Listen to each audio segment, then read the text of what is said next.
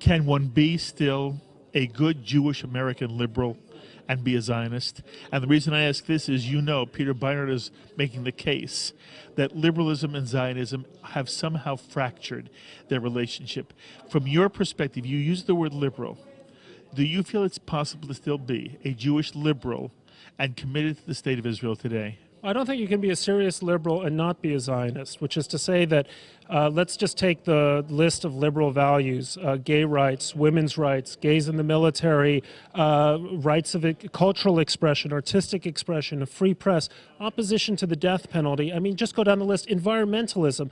I mean, what other country is as concerned as Israel is for environmental stewardship, which is the only country that is truly green in this whole area? You go to places, from Jordan to Pakistan to Morocco, you see the effects of 3,000 years of environmental neglect. The only place where that's being reversed is in Israel. So I think the only way that you can be a serious liberal is to support Israel. And of course, within that framework, you can have all kinds of disagreements. I mean, just follow the debates that take place every day in the Israeli press. But if people tell me they're liberals and progressives, and by the way, the one country they oppose in the Middle East is the one country that is liberal and progressive, then they're silly, they're stupid. I mean, it's almost embarrassing. They do this, of course, because they claim Israeli occupation on the West Bank goes against all liberal values. Well, that argument would carry more weight if Israel hadn't been making a sincere and committed effort to divest itself of the occupation, not for 18 years, but for 45 years. I mean, you look at, from 1967 on, Israelis are making an effort to say, let's give back the land. And in fact, because the Sinai, people conveniently forget, was occupied Israeli territory, Israel has returned more than 90%, if not more, of the territories it has conquered. This is unprecedented in history. I grew up in Mexico City. We have memories of a larger country that included places like California, Texas, New Mexico, Arizona, and so on. We haven't quite given up on those dreams of return, by the way.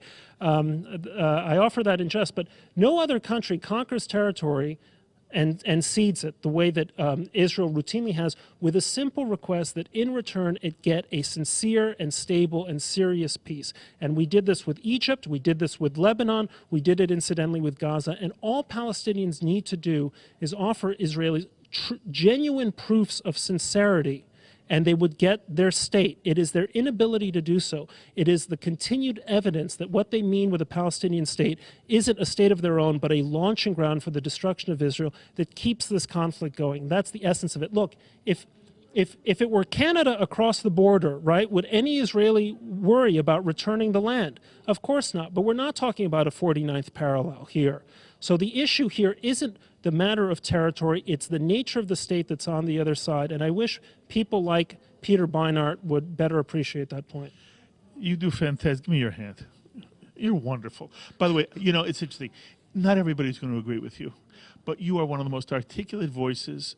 And you always make sense, and there's a passion and a brain to what you do. So thank you for the contribution you make, and I understand why everybody here is so making sure that they hear Bret Stephens while they're at AIPAC. Kol Tuva Hatzlacha, and then we'll talk someday in New York, but thank you very much. Thanks a lot, Mark. Bret Stephens.